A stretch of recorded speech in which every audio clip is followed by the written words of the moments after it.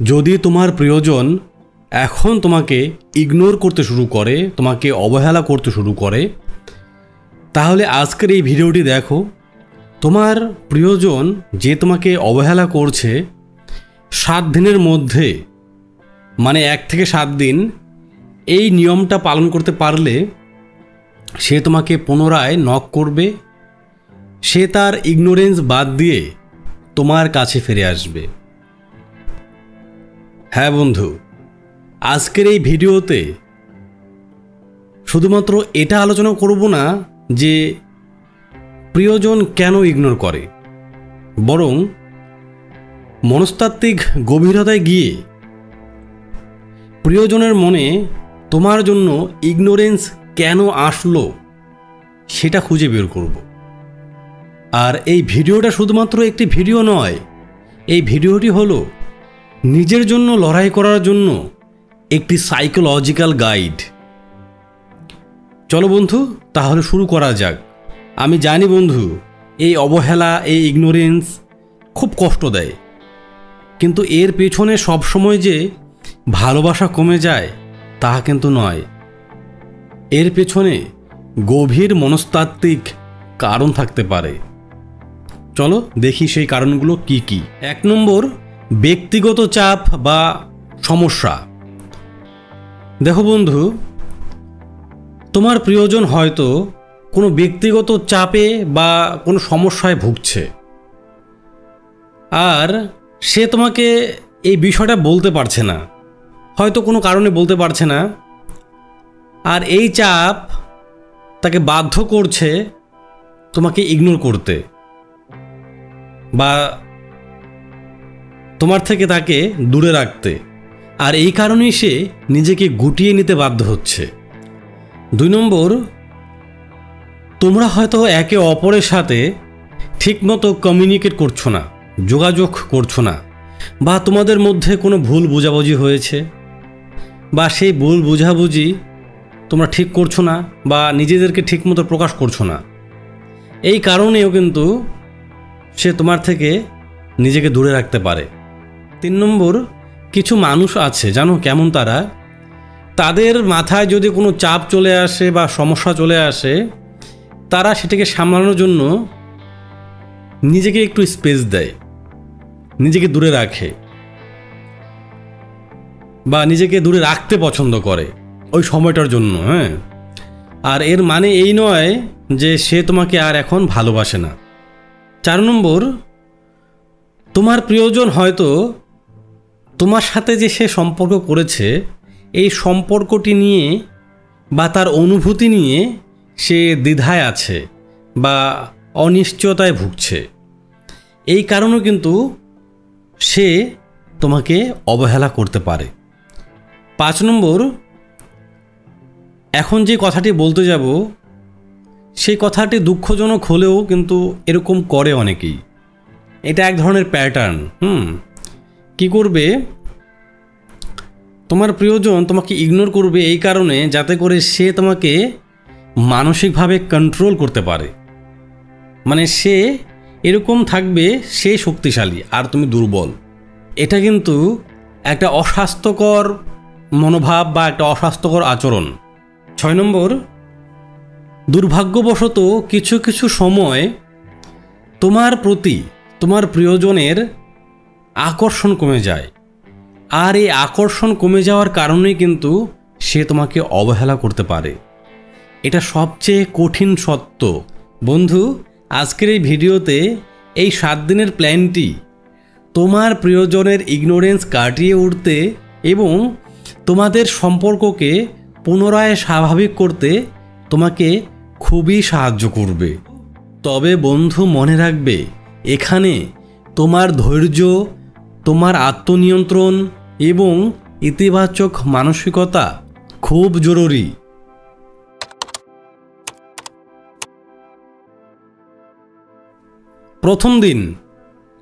প্রথম দিন নিজেকে শান্ত করো এবং পর্যবেক্ষণ করো। এখানে কি করবে, তোমার আবেগকে একদম শান্ত করো, তোমার অনুভূতিকে একদম শান্ত করো। তোমার প্রিয়জন তোমাকে কেন ইগনোর করছে এই নিয়ে অতিরিক্ত চিন্তা করবে না। চিন্তা কিন্তু সমস্যা তৈরি করে, কিন্তু সঠিক চিন্তা আবার তোমাকে সমাধান এনে দেবে। এবার তুমি চিন্তা করছো সে আমাকে ইগনোর করছে, কেন করছে, এখন আমি কি করব, আমি তাকে ছাড়া বাঁচতে পারবো না। এই যে তোমার উল্টাপাল্টা চিন্তাগুলো তোমাকে কিন্তু আরও খারাপ সিচুয়েশনে নিয়ে যাবে। সুতরাং এই চিন্তা না করে তুমি সঠিক চিন্তা করো যে এই পরিস্থিতি থেকে তুমি কিভাবে বের হবে। তাই নিজেকে শান্ত রাখো আর ঠিক মতো ভালো করে অবজার্ভ করো, তাকে ভালো করে পর্যবেক্ষণ করো। সে কি শুধুমাত্র তোমাকে অবহেলা করছে, নাকি সে সবার থেকে নিজেকে দূরে করে রেখেছে? এটাকে ভালো করে দেখো যে তার যে সার্কেলটা আছে সেখান থেকে সে কি নিজেকে দূরে রেখেছে, নাকি শুধুমাত্র তোমাকে সে অবহেলা করছে। এটা খুব প্রয়োজন তোমার জানা। এটা কেন করবে বা এটা কেন গুরুত্বপূর্ণ? দেখো, রাগ আর হতাশা নিয়ে কিন্তু তুমি কথা বললে তোমার সম্পর্কে আরও সমস্যা তৈরি হবে, তোমার সম্পর্ক অস্বাস্থ্যকর হয়ে যাবে। এমতো অবস্থায় তুমি শান্তভাবে তাকে ভালো করে পর্যবেক্ষণ করলে তুমি একটা স্পষ্ট সিদ্ধান্ত নিতে পারবে। দ্বিতীয় দিন, এই দিনে তুমি নিজের উপর ফোকাস করো। কি করবে তুমি একটা মুভি দেখতে পারো, তুমি ঘুরতে যেতে পারো বন্ধুদের সাথে, শপিং করতে পারো, বই পড়ো। মানে যেই কাজগুলো তোমার ভালো লাগে তুমি সেগুলোকে মনোযোগ দিয়ে করো। এমন কিছু করো যা তোমাকে খুশি করে এবং তোমার আত্মবিশ্বাসকে আরও বাড়িয়ে তোলে। এটা করলে কি হবে বা এটা কেন গুরুত্বপূর্ণ? দেখো বন্ধু, যখন তুমি নিজের পছন্দের কাজগুলো করো, যখন তুমি নিজের উপর ফোকাস করো, তখন তোমার প্রিয়জন বুঝতে পারে যে তুমি শুধুমাত্র তার অবহেলার উপর নির্ভরশীল নও। আর এটাই কিন্তু তোমার আত্মমর্যাদা বাড়িয়ে তোলে। 3 নম্বর দিন, এই দিনে তুমি একটা ছোট ইনডিরেক্ট যোগাযোগ করতে পারো। যেমন তুমি তাকে একটা মেসেজ করতে পারো, বা তার সোশ্যাল মিডিয়া পোস্টে তুমি একটা জেনুইন লাইক বা একটা কমেন্ট করতে পারো। যদি তার সোশ্যাল মিডিয়াতে এমন কোনো পোস্ট থাকে যেই পোস্টটি ইতিবাচক, পজিটিভ পোস্ট, সেই পোস্টে তুমি কমেন্ট করতে পারো। আর যদি এমন না থাকে, যদি তোমার পরিস্থিতি স্বাভাবিক থাকে, যেমন সে তোমাকে ইগনোর করছে আর কোনো সমস্যা নেই, তাহলে তুমি একটা তাকে মেসেজ করতে পারো যে আশা করি সব ঠিক আছে। তবে মাথায় রাখবে, এখানে কিন্তু কোনো দীর্ঘ বা আবেগী মেসেজ তাকে করবে না। যতটুকু বললাম ততটুকুই করবে। এটা কিভাবে কাজ করবে বা এটা কেন গুরুত্বপূর্ণ? দেখো, এটি তাকে বোঝাতে সাহায্য করবে, তাকে বোঝাবে যে তুমি তাকে মনে রেখেছো, কিন্তু তুমি তার উপর কোনো চাপ সৃষ্টি করোনি। তাকে তুমি একটা সাড়া দেওয়ার সুযোগ তৈরি করে দাও, কিন্তু তুমি তার জন্য অপেক্ষা করবে না। 4 নম্বর দিন, অপেক্ষা করো আর নিজেকে প্রস্তুত করো। আজ এই দিনে তুমি কি করবে? তার কাছ থেকে কোনো প্রতিক্রিয়ার জন্য তুমি অপেক্ষা করো, কিন্তু অস্থির হবে না। কিন্তু অস্থির হওয়া যাবে না এখানে। আর যদি কোনোরূপ প্রতিক্রিয়া তার দিক থেকে না আসে, তাহলে নিজেকে মানসিকভাবে প্রস্তুত করতে শুরু করো আর নিজের মূল্য বুঝতে শুরু করো। এই বিষয়টা কিভাবে কাজ করবে বা এটা কেন গুরুত্বপূর্ণ? তোমার ধৈর্যের পরীক্ষা, তোমার ধৈর্য পরীক্ষা এটা। আর এই দিনে তুমি তোমার মূল্য নিয়ে আরও সচেতন হতে শুরু করবে। 5ম দিন, সরাসরি কিন্তু শান্ত যোগাযোগ। কি করবে? যদি এই দিনেও তুমি তার থেকে কোনোরূপ সাড়া না পেয়ে থাকো, তাহলে তুমি তাকে সরাসরি কিন্তু শান্ত মেসেজ বা কল করো। সেখানে তুমি তাকে কিভাবে মেসেজ করবে বা কল করবে, তুমি যেটাকে প্রেফার করো সেটাই করবে। তোমার সিচুয়েশন অনুযায়ী যদি মেসেজ করলে ঠিক মনে হয় তাহলে মেসেজ করবে, যদি কল করলে ঠিক মনে হয় তাহলে কল করবে। তুমি কি লিখবে বা কি বলবে, তুমি প্রয়োজনে লিখে রাখো। এই লেখাটিকে তুমি তোমার মতো করে লিখবে, কিন্তু আমি বলে দিলাম আর তুমি লিখে নিলে তাহলে কিন্তু এখানে তোমার ক্রিয়েটিভিটি থাকলো না। তুমি তোমার মতো করে লিখবে। আপাতত তুমি লিখে রাখো তুমি কোন বিষয়ে তাকে বলবে। হ্যাঁ, লিখো, আমি লক্ষ্য করেছি তুমি ইদানিং চুপচাপ আছো। সব কিছু ঠিক আছে তো? তোমার যদি কোনো স্পেস দরকার হয় আমি তা সম্মান করি, কিন্তু আমি এখানে তোমার জন্য আছি। এই বিষয়টা কিভাবে কাজ করবে বা এটা কেন গুরুত্বপূর্ণ? দেখো বন্ধু, যখন তুমি এই বার্তাটি তাকে দেবে, এর মানে কি? এর মানে হলো তুমি তার জন্য উদ্বিগ্ন, কিন্তু তুমি তার স্পেসকেও সম্মান জানাচ্ছ। আর তোমার এই বিষয়টি তাকে উৎসাহিত করতে পারে তোমার সাথে কথা বলতে। 6 নম্বর দিন, নিজের একটা সীমানা নির্ধারণ করো, বাউন্ডারি সেট করো। কি করবে? যদি এই দিনেও তার দিক থেকে কোনোরূপ সাড়া না আসে, তাহলে তুমি নিজের জন্য একটা সীমা নির্ধারণ করো। কারণ এখনও সে তোমাকে কোনোরূপ প্রতিক্রিয়া দিচ্ছে না বা কোনোরূপ যোগাযোগ করছে না, তাহলে কিন্তু তুমি তোমার মানসিক স্বাস্থ্যের জন্য তোমাকে পরবর্তী পদক্ষেপ নিতেই হবে। তোমাকে ভাবতে হবে, তোমাকে বুঝতে হবে যে তুমি এই রকম সিচুয়েশন আর কতদিন সহ্য করতে পারবে। তোমাকে এই বিষয়ে একটা স্পষ্ট সিদ্ধান্ত নিতে হবে যে তোমার সাথে যে সে আচরণটা করছে তুমি এটার কতদিন সহ্য করতে পারবে। এটা কেন প্রয়োজন? কারণ নিজের সুস্থতা সবার আগে। তোমারও কিন্তু অধিকার আছে একটা সুস্থ সম্পর্ক পাওয়ার। 7 নম্বর দিন, নিজের ভবিষ্যৎ নিয়ে একটু ভাবো। এখন একটু চিন্তা করতে হবে, তা না হলে আর হবে না। এই 7 নম্বর দিনেও যদি সে যোগাযোগ না করে, তার মধ্যে কোনোরূপ পরিবর্তন না আসে, কোনোরূপ প্রতিক্রিয়া না আসে, তাহলে এখন তোমাকে একটা কঠিন সিদ্ধান্ত নিতে হবে। হয়তো এই সম্পর্ক তোমার জন্য স্বাস্থ্যকর সম্পর্ক নয়। প্রয়োজনে তোমার বন্ধু, তোমার পরিবারের মানুষের সাথে, বা বেশি প্রয়োজন হলে তুমি কোনো কাউন্সিলরের সাথে কথা বলে নাও। কেন প্রয়োজন এই বিষয়টা? আপনার মানসিক শান্তি এবং আত্মসম্মান সবচেয়ে মূল্যবান বিষয়।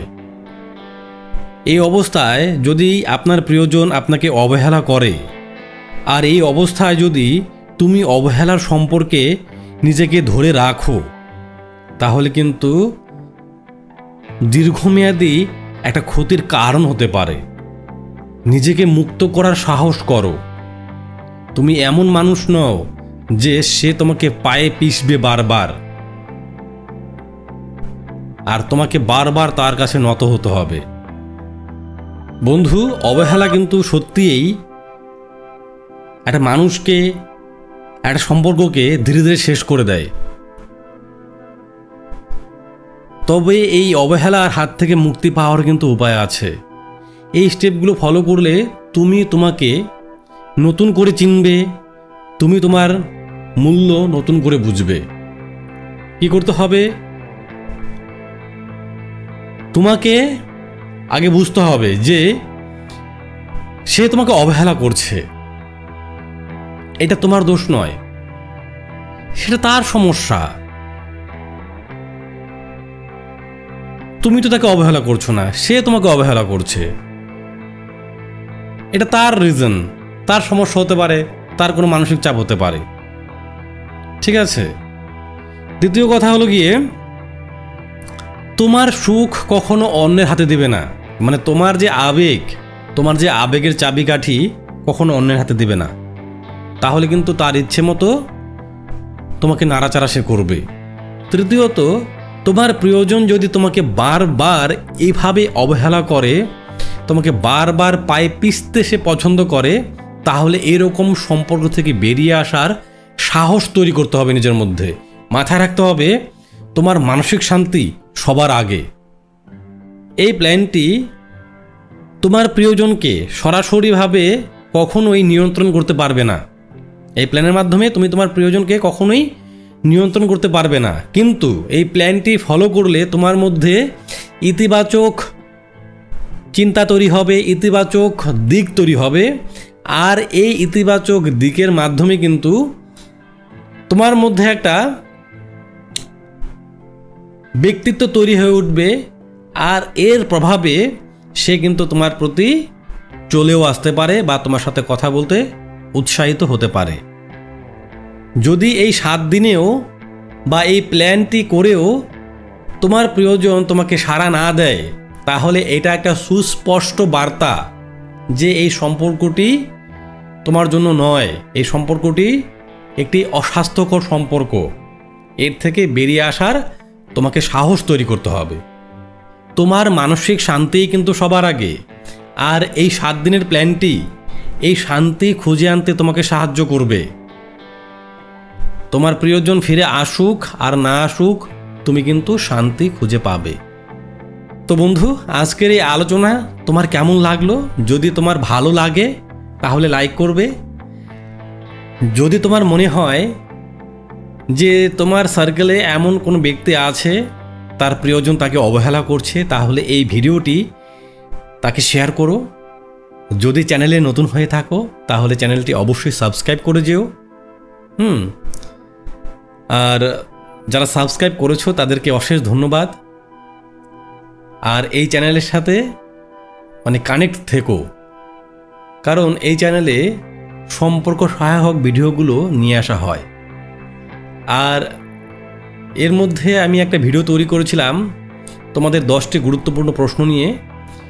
এই ভিডিওতে তোমাদের প্রশ্নগুলোর থেকে 10টি গুরুত্বপূর্ণ প্রশ্ন, এই 10টি প্রশ্নের মধ্যে আরও অনেক প্রশ্ন আছে যেগুলো একই রকমের, 10টি কমন প্রশ্ন নিয়ে কথা বলেছি। তোমরা দেখে নিও ভিডিওটি। তোমাদের কোনো প্রশ্ন থাকলে অবশ্যই কমেন্ট বক্সে কমেন্ট করে যেও। তোমাদের সেই প্রশ্নের উপর আবার ভিডিও তৈরি হবে। এভাবে 10টি বা 5টি প্রশ্নের উপর ভিডিও তৈরি করব। ভালো থেকো, নিজের খেয়াল রেখো। নমস্কার।